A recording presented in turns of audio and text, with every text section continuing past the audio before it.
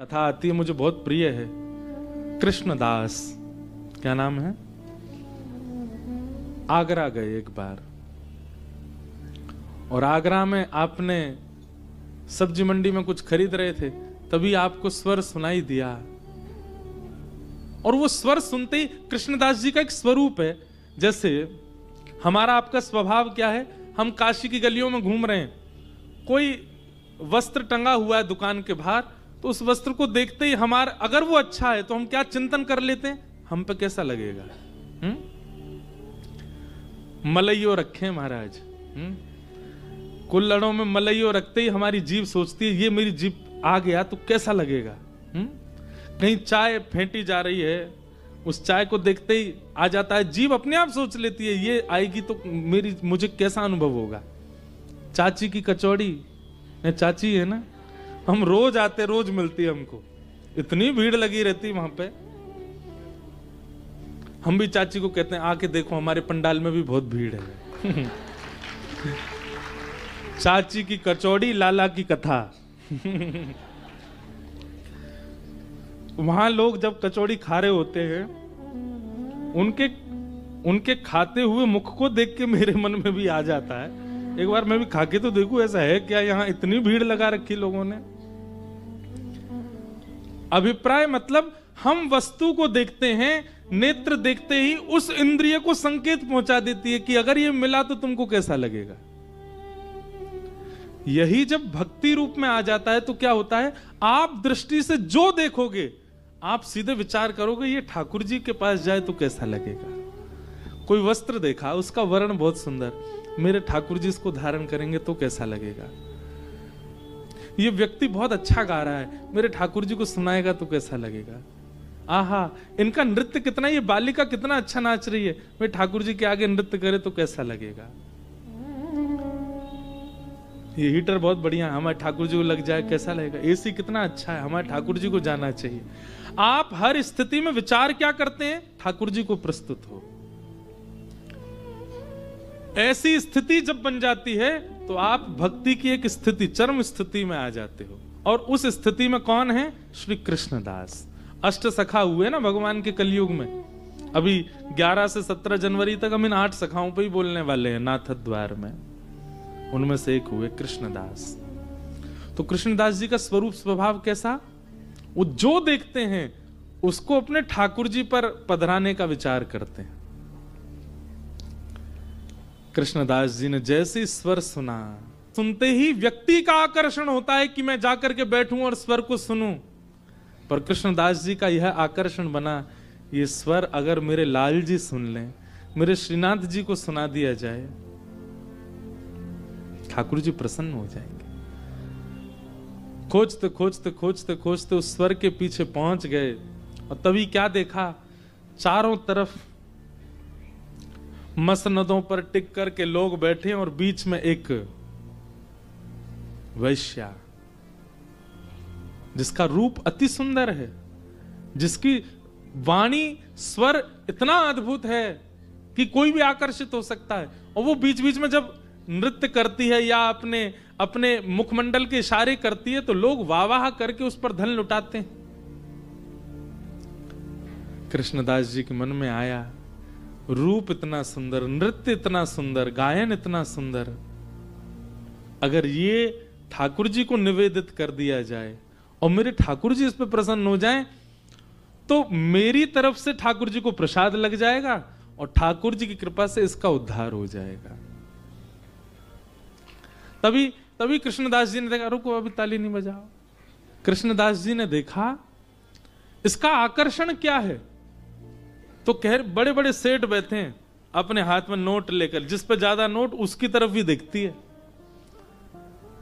उनमें से किसी ने 5 के नोट, अब पुराने जमाने 5 के, 1 के, 10 के, 15 के, 20 के, कृष्णदास जी ने अपनी जेब से 100 निकाले, और एक भक्त हैं, और जैसे ही 100 निकाले, उस वैश्या ने जैसे देखा उनकी ओर पहुंच गई, बोले इतना तो मुझे आज तक किसी ने नहीं दिया जितना आप दे रहे हैं। बोले ये तो एडवांस है, रखो, असली तुमको मूल्य, तुम्हारा मूल्य तो हमारे सेठ देंगे, इसको रखो। आपके सेठ कहाँ है? बोले वो नहीं आते, उनके पास तुमको जाना पड़ेगा। हाँ तो मैं तैयार हो जाती हूँ, चलूं आपके साथ। कृष्णदास बोले चलो। याद रखें, आज तक जितने सुंदर तुमने पोशाक पहनी, सबसे सुंदर पहनना, श्रृंगार भी अति अद्भुत करना, और राग जो जिसमें तुम अति निपुण हो वही राग सुनाना। हमारे सेठ जी प्रसन्न हो गए तो इतना धन देंगे कि तुमको कहीं जाने की आवश्यकता नहीं। वैश्या तो प्रसन्न हो गई, निकल पड़ी कृष्णदास जी के साथ। गोवर्धन आए श्रीनाथ जी के प्रांगण में। श्रीनाथ जी अभी प्रसाद राजभोग पा रहे हैं, पर्दा लगा था, सामने जाकर के वैश्या को खड़ा कर दिया। कृष्णदास जी एक खंभ के पास खड़े हो गए। उस वैश्या ने पूछा कहाँ है आपके सेठ जी? बोले अभी भोग आरोग रहे हैं, भोजन कर रहे हैं, अभी भोजन करके आएंगे। उनको देखते ही नाचने शुरू कर दें, समय नहीं है उन पे।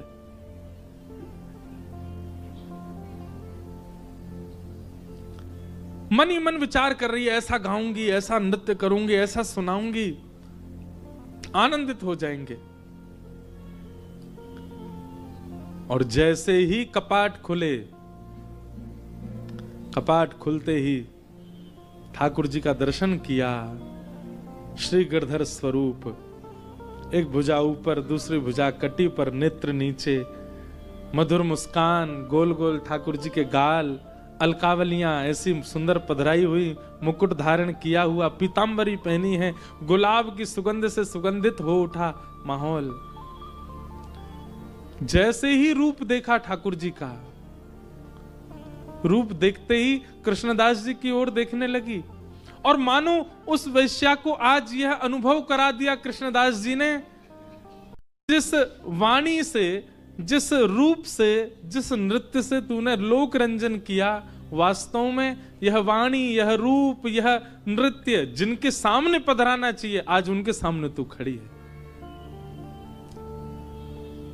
पूरी बातें घूमने लगी। कृष्णदास जी कह रहे थे मेरे सेठ जी प्रसन्न हो गए तो इतना देंगे, कहीं ना जाना पड़े। और वही है, ये अगर दे दें तो फिर कहां जाना पड़े। लेकिन वैश्या तो हाथ पांव कांपने लगे, नेत्र सजल हो गए, अपने आप पर ग्लानि होने लगी। मैंने पूरा जीवन व्यतीत कर दिया धन अर्चन के लिए, धन अर्जन के लिए, कभी ठाकुर जी की सेवा नहीं की।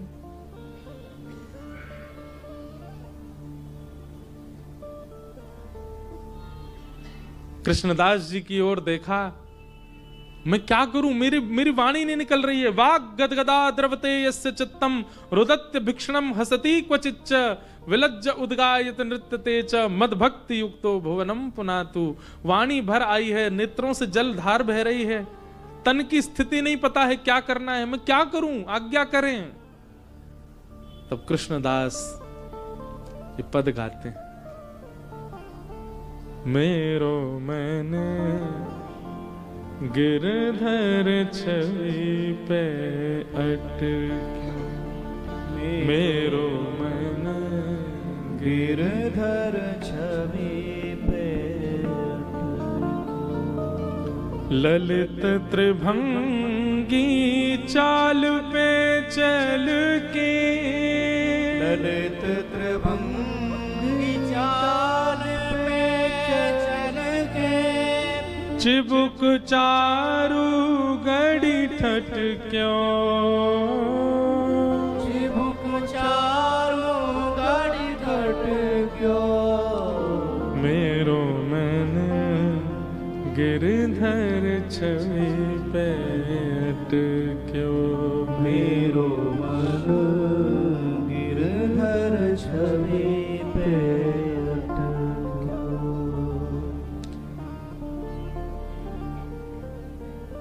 कृष्णदास जी की ओर देख के वो वैश्या कहने लगी, अब मैं कैसे प्रस्तुत करूं नृत्य इनके आगे, क्योंकि नृत्य मेरा उच्छिष्ट हो चुका है, मेरी वाणी उच्छिष्ट हो चुकी है, संसार ने इसका उपभोग करके इसको झूठा कर दिया, ठाकुर जी को भोग कैसे लगाऊं, ये तो अमनिया पाते हैं।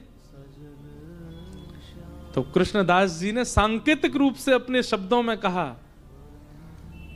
क्या तन उच्छिष्ट हो सकता है पर आत्मा तो अमनिया ही रहती है। आत्मा कभी झूठी नहीं होती, आत्मा कभी उच्छिष्ट नहीं होता।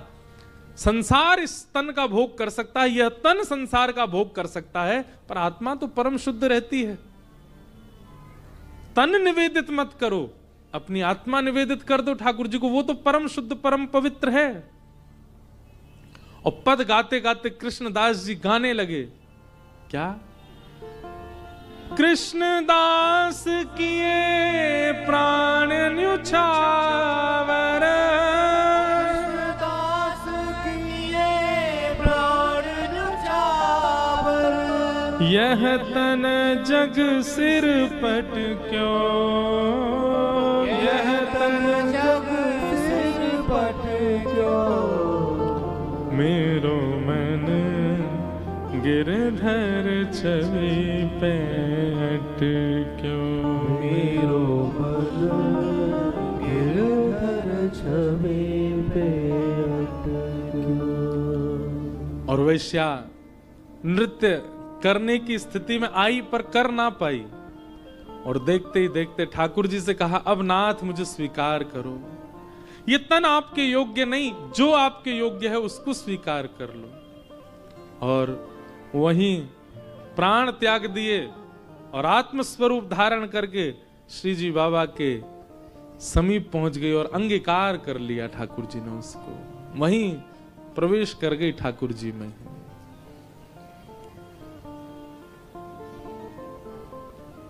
अपने गुण को ठाकुर जी के सन्मुख निवेदित कर देना, यह ठाकुर जी की प्राप्ति का एक बड़ा उत्तम उपाय है। सबको वीणा मिली हुई है, हमारे गुण के रूप में वीणा ठाकुर जी ने सबको प्रदान की है।